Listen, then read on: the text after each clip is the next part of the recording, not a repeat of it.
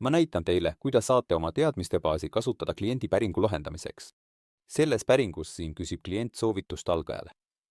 Ma avan lihtsalt Match, iVidina siin ja klõpsan nupul Pull Pickein, mis sisuliselt tähendab, et kasutate oma teadmiste baasi vastuse koostamiseks. Olgu. Ma lihtsalt klõpsan sellel ja nagu näete, on see valitud ning ma ütlen lihtsalt ja ka teadet ja loon vastuse.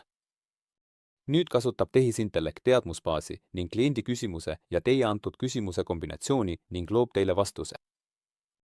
Ja olgu. See on teie teadmiste baasist vastuse loonud. Olgu, seega ma lihtsalt loen selle läbi ja kui see tundub korras, siis vajutan lihtsalt kleebi, et seda redigeerida. Nüüd näitan teile teist viisi, kuidas saate oma teadmiste baasi abil vastust luua. Kõik korras. Seega avame Match, iVidina ja kõik, mida peate tegema, on klõpsata siin plussmärgil.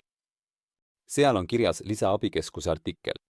See meetod võimaldab teil põhimõtteliselt kliendi piletile vastates kasutada konkreetset abikeskuse artiklit.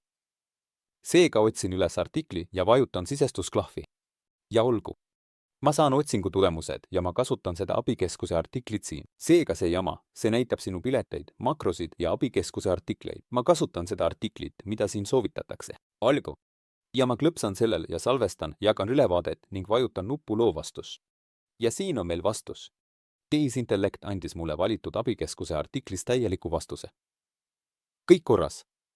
Ja kui see hea välja näeb, siis ma lihtsalt kleebin redaktorisse.